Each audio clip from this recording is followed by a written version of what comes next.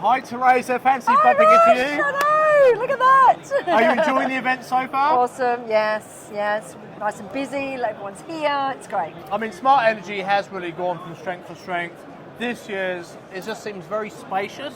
Every brand has a nice amount of space to showcase the latest technology. Absolutely, yeah. I'm here just checking out my old mate SunPower, who've now joined forces with TCL Solar, so they've actually turned into an absolute giant, so I can't wait to see what's in store. But that led me to having a question for you, Teresa. Now, obviously, we are featuring you on this week's episode of Energy Matters, 4 p.m, 9 Live for anyone watching. You cannot miss it.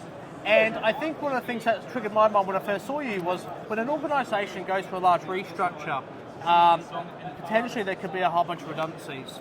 As well as the fact that through that restructure, they may then want to, hire in new roles.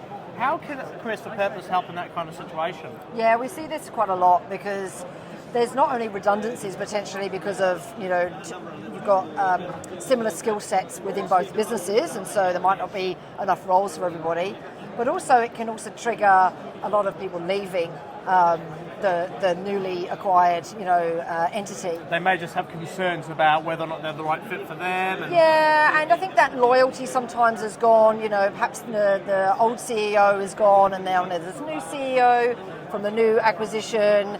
And people say there's an opportunity to go, look, I've spent my time here, I've been loyal to that person, they've now gone, this is my time to go as well. So we see that a lot. In fact, I was having that conversation with a candidate this morning who did a very similar thing.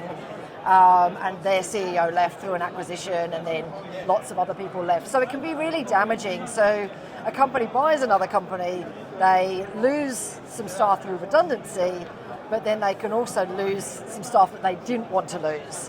So it can be quite a tricky transition time. And you can lose some really key IP inside of that as well. I mean, if you've got someone that's been within the organisation for maybe 10, 15 years, and they just don't agree with the new person coming into the organisation, that's a huge skill set that's then gone. I mean, how do you catalogue and identify candidates within your own network that could potentially fit that criteria? Well, it's what we do all day, every day. So coming back to the previous question, if they are making redundancies, we can help those candidates. So refer them to us, and we will go through our normal process with them, find out all about them, understand their background, their history, their motivations, and try and move them into other roles. But also, if they've now got gaps that have been created through that transition, then again, we'll just come in, we'll work with them around, okay, what did you lose from that person? This could be an opportunity for them to also rewrite some of their roles. Absolutely. So whilst they may have lost some skill, they can now restructure and look at, okay, where are the skill gaps, and go out to market to find some new skills. And this is what we're doing all day, every day. We're talking to these people all the time and making those connections. And I think that what just came to me straight away when you were saying that was, really, especially with the next generation of talent, these guys see things a slightly different way. So although I know, I'm probably a bit of a dinosaur compared to a lot of people in my industry, although I still feel I'm young. There's other people coming through with another level of experience. That's right. The more AI driven or digital, better educated on that sort of aspect than I am. So I think there is an opportunity, as you said, to identify those. But at the same token, some organisations may require a dinosaur. And I think if it's someone who's been in the industry, who's a Gen Xer, who's seen it, been there, done, I'm a Gen Xer. No, this is what we're premium. But you need that organisation to bring some stability to an organisation. Absolutely. So. Well, look, just to give you an example. So I met a candidate recently, very highly experienced. He would definitely be a Gen Xer too. Went through the same situation we've just been talking about. His company got bought by a much bigger company. Their CEO left. A bunch of other people left. He stayed on, helped with some of the transition. He's an electrical engineer by trade, but also a software developer in renewable energy. And he resigned after a period of time, and he's taken his time to find a new role. I've connected him to one of my clients and said, look, this guy is fantastic, highly skilled, absolutely on the ball with what you need in your business. And they're interviewing him right now.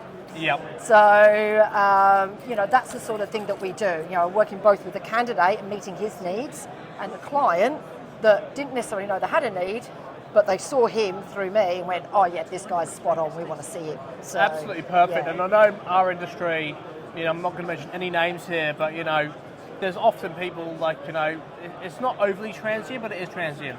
You kind of see the life expectancy of really anyone at any given brand for really about 2 years. Yep. Walking around to see TCL and somehow today, I've seen lots of familiar faces that were still here when these guys were more somehow Maxion, which is amazing. Yeah. But then I've got colleagues as well who've been in organisations for 2 years and think, I need something new. Yeah. Or with the emergence of new technology, they're like, I want to change technology, work in another field. Yeah. So really the message is for anyone in that situation, come to Careers for Purpose. Come to Careers for Purpose. Have a chat to Teresa and see what opportunities are available inside of our industry and maybe potentially another aspect of renewable energy or sustainability. Because not all roles are advertised, and particularly through us, we don't advertise heavily our roles. We go out and headhunt people or work through our networks. So it's always good to have a solid recruiter that you work with, both from the client and the candidate point of view, because we can bring the two together without necessarily all the crowded space that is the current talent landscape. Completely. Like sending your resume out via Seek, and if you put your eyes or put your a recruiter hat on, and you're the person within the organisation, the HR head that's going sifting through. Got 500 of them sitting 500 there. resumes. I mean, how do they differentiate one candidate from the other? They can't. They don't. So a lot of good talent just gets lost in the noise. So yeah, it's a very tricky landscape at the moment, and especially if you're hiring direct as a hiring manager or a founder of a business, you've got far better things to be doing with your time and productivity to run your business than sifting through CVs. Completely. I'd rather go, okay, here's 5 fully qualified candidates for you. All you've got to do is interview them, pick the best one, and you're done. Simplicity. Careers for Purpose. Don't be a mug. Give Teresa a call. Thanks, Raj. Great to see you. Great to see you again.